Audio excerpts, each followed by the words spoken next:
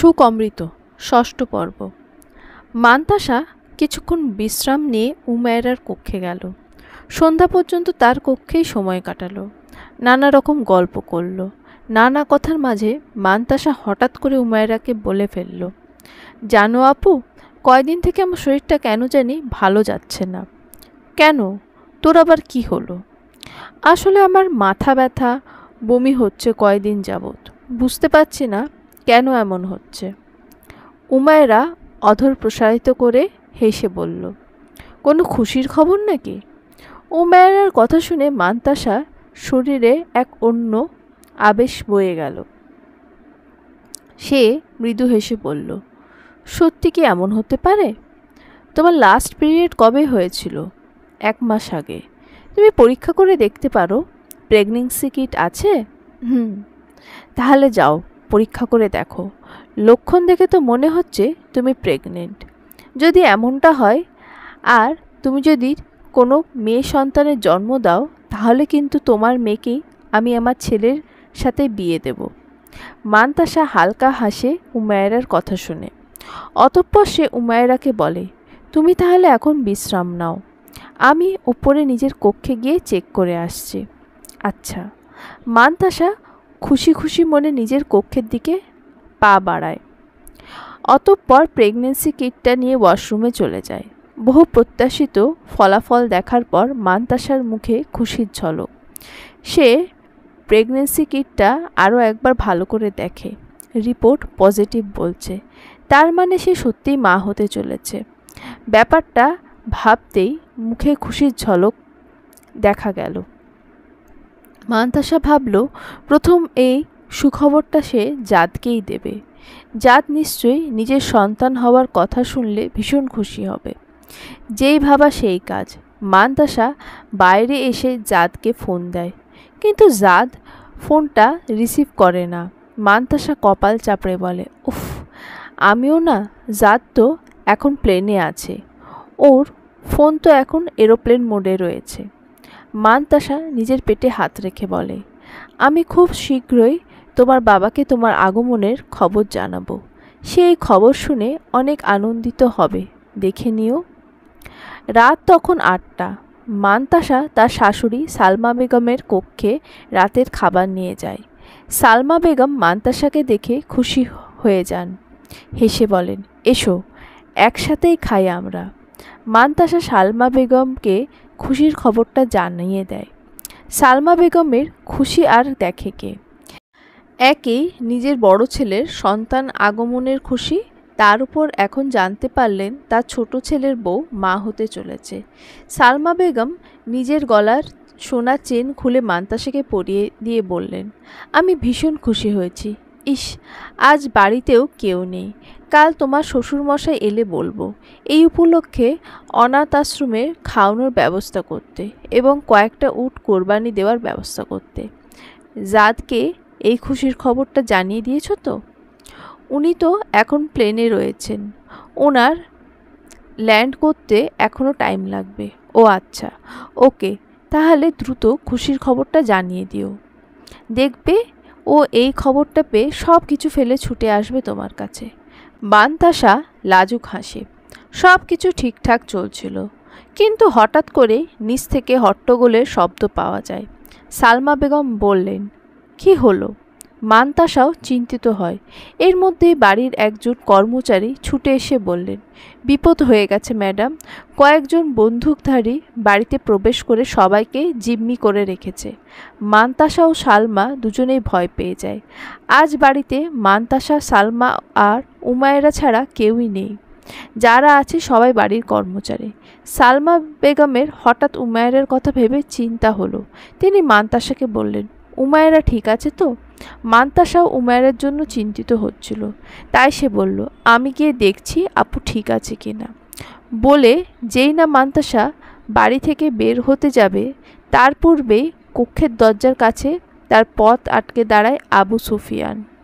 মান্তাসা এতদিন পর এই লোকটাকে দেখে থমকে যায়।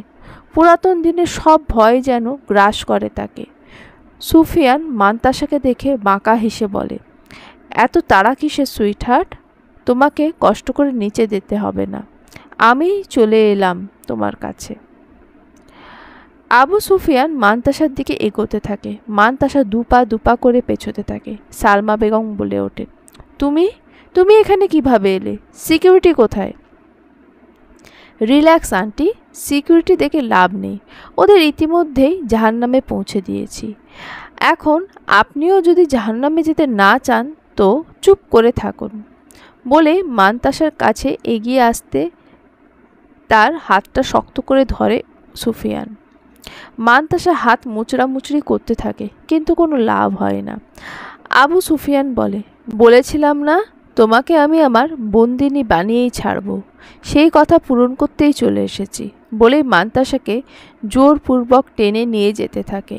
সালমা বেগম হুইল চেয়ার নিয়ে তাকে আটকানোর জন্য সামনে এগোতে থাকে। মান্তাসা নিজের সব শক্তি দিয়ে সুফিয়ানের থেকে নিজেকে ছাড়ানোর চেষ্টা করে, কিন্তু ব্যর্থ হয়। এক পর্যায়ে সুফিয়ান রেগে গিয়ে মান্তাসার চুলের মুঠি ধরে টান দেয়। মান্তাসা ব্যথায় আর্তনাদ করে ওঠে। সিঁড়ির সামনে দাঁড়িয়ে মান্তাসা কেঁদে ওঠে। সালমা বেগমও সেই মুহূর্তে হুইল চেয়ার করে সেখানে চলে আসে। আবু সুফিয়ানের উদ্দেশ্যে বলে, ছেড়ে দে আমার ছেলের বউকে। সুফিয়ান মান্তাসাকে তবুও ছাড়ে না। সালমা বেগমের উদ্দেশ্যে বলে, আপনি এখানে এসে ভালো করছেন না আন্টি, যদি আমার পথে বাধা হয়ে দাঁড়ানোর চেষ্টা করেন তো আমি কিন্তু আপনাকেও সরিয়ে দেব নিজের পথ থেকে। কি করবে তুমি? তোমার বাবার জন্য আমি হাঁটা চলার ক্ষমতা হারিয়েছি, আর এখন তুমি আমার ছেলের বউয়ের দিকে হাত বাড়াচ্ছ? আমি বেঁচে থাকতে আমার ছেলের বউয়ের কোনো অসম্মান হতে দেব না, তো মরুন। বলেই সালমা বেগমের হুইল চেয়ার এগিয়ে দিয়ে এসে তাকে সিঁড়ির সামনে নিয়ে এসে জোরে এক ধাক্কা দিয়ে ফেলে দেয়। মান্তাসা আম্মু বলে চিৎকার দিয়ে ওঠে। সালমা বেগম গড়িয়ে সিঁড়ি থেকে পড়ে যান। মান্তাসা কান্নার গতি বাড়ে। তবুও আবু সুফিয়ান চিৎকার করে বলে, চুপ, তোমার এত ভ্যাঁ ভ্যাঁ আমার সহ্য হচ্ছে না। তুই একটা শয়তান, জানোয়ার তুই। নিজের মায়ের বয়সী এক মহিলার সাথে এমন করলি, আল্লাহ তোকে কখনো মাফ করবে না। সুফিয়ান মান্তাসাকে নিয়ে সিঁড়ি থেকে নামতে থাকে। সিঁড়ি জুড়ে সালমা বেগমের রক্তে রঞ্জিত। সিঁড়ি থেকে নেমে মান্তাসা দেখতে পায় সালমা বেগম তখনও থেমে থেমে শ্বাস নিচ্ছেন। সে সালমা বেগমের কাছে যেতে নেবে এমন সময় সুফিয়ান তাকে ধাক্কা দিয়ে নিজের অ্যাসিস্ট্যান্ট রাশেদের কাছে দিয়ে বলে, সামলাও ওকে। পুরো বাড়ি জুড়ে আবু সুফিয়ানের গ্যাংয়ের লোক ভর্তি। আবু সুফিয়ান সালমা বেগমের সামনে ঝুঁকে বসে বলেছিলাম আমার পথে না আসতে, শুনলেন না তো? এখন দেখুন আমার মাথা গরম হয়ে গিয়ে এমন অঘটন ঘটিয়ে ফেললাম। যাই হোক, মরার আগে একটা কথা শুনে যান। আপনার এই পরিণতির জন্য শুধু আমার বাবা একা দায়ী নয়, আপনার স্বামী মানে আমার প্রাণপ্রিয় আঙ্কেল মোহাম্মদ জাফরও দায়ী। তার নির্দেশে আমার বাবা আপনাকে মেরে ফেলার চেষ্টা করেছিল, তবে সেই সময় আপনি ভাগ্যক্রমে বেঁচে গিয়েছিলেন, যদিও হারিয়েছিলেন হাঁটা চলার ক্ষমতা। আজ আমি আমার বাবার অসম্পূর্ণ কাজটা সম্পূর্ণ করলাম। সালমা বেগম গোঙাতে কিছু বলার চেষ্টা করলেন, কিন্তু তার অবস্থা এত খারাপ ছিল যে কিছুই বলতে পারলেন না। আবু সুফিয়ান বলল, এটা ভাবছেন তো আপনার প্রাণপ্রিয় স্বামী কেন আপনার সাথে এমন করলো? লোভ, সম্পত্তির লোভ। আজ মোহাম্মদ জাফরের যা কিছুই আছে সবই তো তার শ্বশুর মানে আপনার বাবার রেখে যাওয়া সম্পত্তি। সেসব আত্মসাৎ করার জন্যই উনি আপনাকে পথ থেকে সরিয়ে দিতে চেয়েছিলেন, কারণ আপনার বাবা যে তার সব কিছু আপনার নামে করে দিয়েছিল, একমাত্র মেয়ে বলে কথা। আর আপনিও ব্যবসা সামলাতে আগ্রহী ছিলেন, তাই আঙ্কেল আপনাকে পথ থেকে সরাতে চেয়েছিল। তবে সেটা না পারলেও আপনি পঙ্গু হবার পর ঠিকই সব কিছুতে নিজের একছত্র আধিপত্য স্থাপন করেছে। মাঝখান থেকে ফেঁসে গেল আমার বাবা।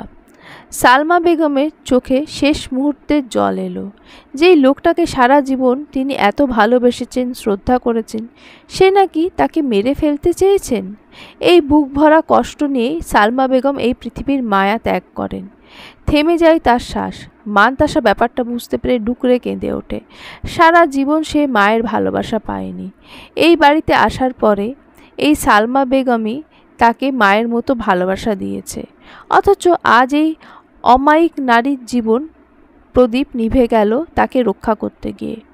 মান্তাসা এই সত্যটা মেনে নিতে পারল না। আবু সুফিয়ান রাশেদকে নির্দেশ করল, নিয়ে যাও মান্তাসাকে, ওর এত ন্যাকা কান্না আমার সহ্য হচ্ছে না। রাশেদ মান্তাসাকে নিয়ে যেতে থাকে।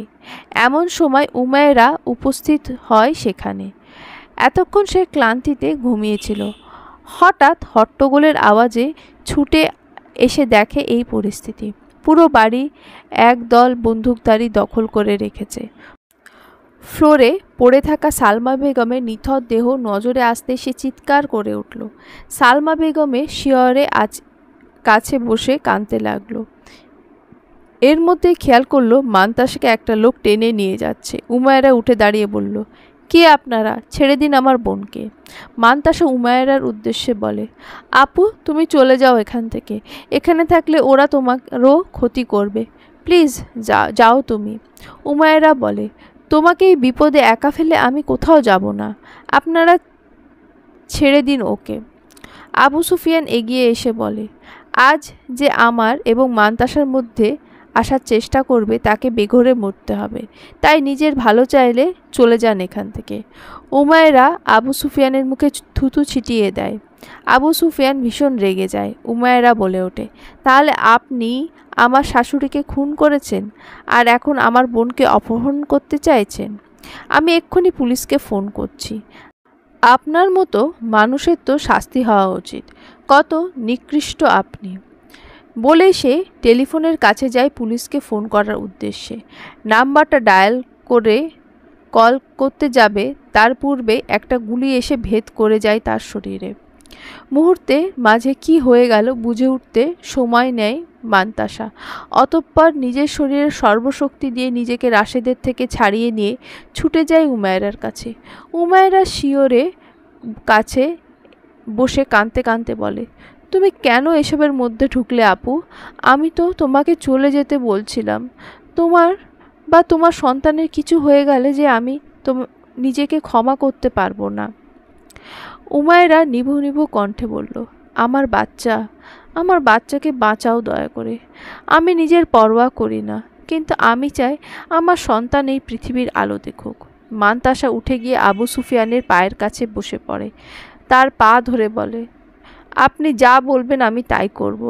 আজীবনের জন্য আপনার দাসী হয়ে থাকব। শুধু আমার একটা অনুরোধ রাখুন, আমার আপুকে বাঁচান দয়া করে, ও মা হতে চলেছে। আবু সুফিয়ান মান্তাসাকে টেনে তুলে বলে, সে তুমি চাও বা না চাও, তোমাকে এমনিতেও আমার দাসী হয়েই থাকতে হবে, কিন্তু আমি কাউকে বাঁচাতে গিয়ে নিজে ঝুঁকি নিতে পারবো না। দয়া করে এত নিষ্ঠুর হবেন না, বাঁচান আমার উমায়রা আপুকে। বলেই আরেকবার উমায়রার দিকে তাকায়। তার শরীর থেকে তরল রক্তের স্রোত বেরিয়ে যাচ্ছে। পাষণ্ড সুফিয়ান মনে কোনো প্রভাব ফেলতে পারে না মান্তাসার এমন অসহায় আবেদন। সুফিয়ান মান্তাসাকে টেনে হিচড়ে বাইরে নিয়ে গিয়ে নিজের গাড়িতে বসায়। অতঃপর অট্টহাসি দিয়ে বলে, আজ থেকে তুমি আমার বন্দিনী হলে।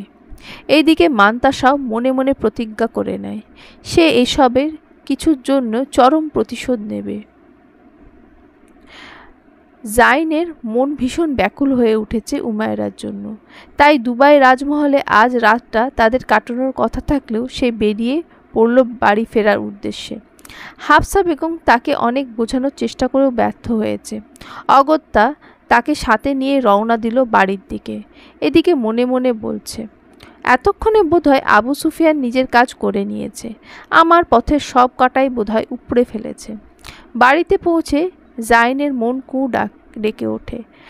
চারিদিকে পরিবেশ কতটা নিস্তব্ধ, এমনকি বাড়ির বাইরে সিকিউরিটি গার্ডদেরও দেখা নেই। অজানা আশঙ্কায় কেঁপে উঠল জাইনের বুক। সে দ্রুত গাড়ি থামিয়ে বাড়ির দিকে রওনা দিল। হাফসা গেল তার পিছু পিছু। গেটের কাছে সিকিউরিটি গার্ডদের লাশ পড়ে থাকতে দেখে জাইন থমকে উঠল। এরপর বাড়িতে প্রবেশ করেই তার হৃদস্পন্দন যেন পুরোপুরি স্তব্ধ হয়ে গেল। রক্তাক্ত অবস্থায় নিজের মা ও স্ত্রীকে পড়ে থাকতে দেখে সে চেঁচিয়ে উঠল। উমায়রার কাছে গিয়ে তাকে কোলে তুলে নিয়ে বলল, উমায়রা, এই উমায়রা, তাকাও আমার দিকে, কথা বলো আমার সাথে। কিন্তু উমায়রার কোনো সাড়া দিল না। হাফসা বাড়িতে প্রবেশ করে নিজের কাঙ্ক্ষিত দৃশ্য দেখে মনে মনে ভীষণ খুশি হলো, কিন্তু সেটা প্রকাশ না করে দুঃখের ভান করে বলল, হায় আল্লাহ, এসব কি হয়ে গেল? জাইন কাঁদতে কাঁদতে বলছে, উমায়রা কোনো সাড়া দিচ্ছে না, আমার খুব ভয় হচ্ছে। আম্মুও এভাবে পড়ে আছে, ওদেরকে হাসপাতালে নিয়ে যেতে হবে। হ্যাঁ, চলো জলদি। পুরো রাস্তায় জাইন কান্না করতে করতে ড্রাইভ করেছে।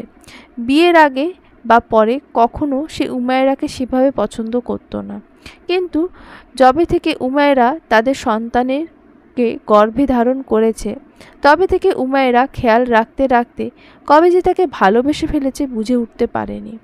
তাই উমায়রাকে হারানোর শঙ্কায় তার শরীর ঝিম হয়ে আসছে। হাসপাতালে পৌঁছানোর পরই উমায়রা ও সালমাকে ডাক্তার দেখানো হয়। ডাক্তার সালমা বেগমকে মৃত ঘোষণা করে, তবে উমায়রা তখনও জীবিত ছিল, তাই তাকে অপারেশন থিয়েটারে নিয়ে যাওয়া হয়।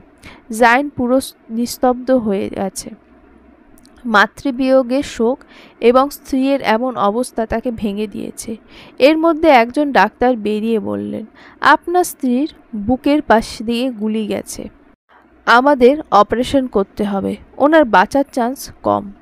জাইন কিছুই বলে না, মনে মনে আল্লাহর কাছে উমায়রার জীবন ভিক্ষা চায়, কিন্তু তার এই প্রার্থনা বিফলে যায়।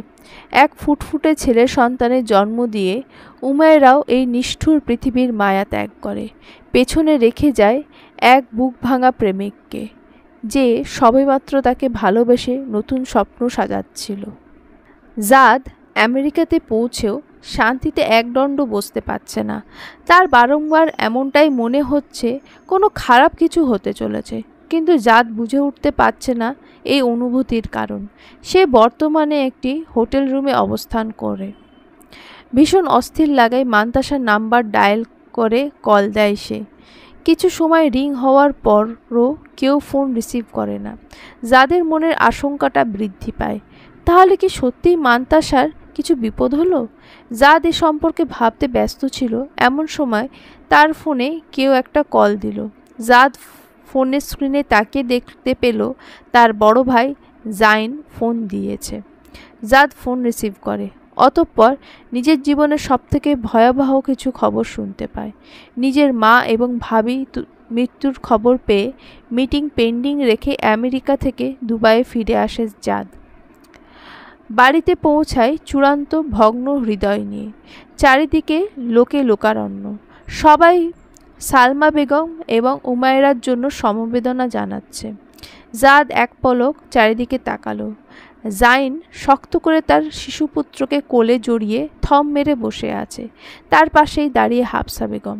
তাকে একটু দুঃখী দুঃখী লাগছে, যদিও বা সে কতটুকু দুঃখী এই ব্যাপারে জাদ সন্দিহান। মোহাম্মদ জাফর সবার সাথে জানাজার নামাজ পড়ছিল। জাদ গিয়ে দাঁড়ালো তার পাশে। জানাজা সম্পূর্ণ হওয়ার পর সালমা বেগম এবং উমায়রাকে দাফন করতে নিয়ে যাওয়া হলো। জাদ নিজের মা এবং ভাবির এই করুণ পরিণতিতে ভীষণ মর্মাহত। তার চোখ থেকে দুফোঁটা অশ্রু গড়িয়ে পড়ল। ভেতর থেকে ভেঙে পড়লেও বাইরে নিজেকে শক্ত রাখল, কারণ বর্তমানে জাইনের অবস্থা তার থেকেও খারাপ। তাই জাদের এই মুহূর্তে নিজের বড় ভাইকে সামলাতে হবে। দাফনের কাজ শেষে জাদ এসে নিজের ভাইয়ের সামনে তাকায়। জাইন নিজের ছেলেকে বুকের সাথে জড়িয়ে শুয়ে আছে। জাদ জাইনের উদ্দেশ্যে বলে, যা হবার তা হয়ে গেছে, তুমি এখন নিজেকে সামলাও ভাইয়া। অতঃপর সে উঠে দাঁড়ায়। বাড়িতে ফিরেছে থেকে মান্তাসার দেখা পায়নি। জাইনের এখন যা অবস্থা তাই তাকে কিছু জিজ্ঞেস করলো না। কিছুটা দূরে এগিয়ে গিয়ে হাফসা বেগমকে বলল, মান্তাসা কোথায়? এসেছি থেকে তো তাকে কোথাও দেখতে পাচ্ছি না। হাফসা চাপা আক্রোশ নিয়ে বলল, দেখবে কিভাবে? তোমার বউ মান্তাসাই তো আমার শাশুড়ি আর উমায়রাকে খুন করে দামি গয়নাগাটি আর টাকা নিয়ে পালিয়েছে নিজের নাগারের সাথে। হাফসার এই কথা শুনে জাদ ভীষণ রেগে যায়। চরম ক্রোধ নিয়ে বলে ওঠে, চুপ করুন, আমার মান্তাসা সম্পর্কে আর একটা বাজে কথা বললে আমি ভুলে যাব আপনি সম্পর্কে আমার ভাবি হন।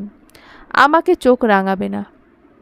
চোরের মায়ের বড় গলা, চোখ নামিয়ে কথা বলো। জাদ বুঝল হাফসার সাথে কথা বলে কোনো লাভ নেই, তাই সে ভাবল বাড়ির সিসিটিভি ফুটেজ চেক করে দেখবে। তবে সে খোঁজ নিয়ে শুনল পুলিশ ইতিমধ্যেই সকল সিসিটিভি ফুটেজ চেক করেছে। সেই মুহূর্তে কোনো সিসিটিভি ফুটেজ পাওয়া যায়নি। জাদ বিষণ্ণ মন নিয়ে নিজের কক্ষে গেল। বিছানায় বসতেই বালিশের নিচে একটা সাদা কাগজ পেল।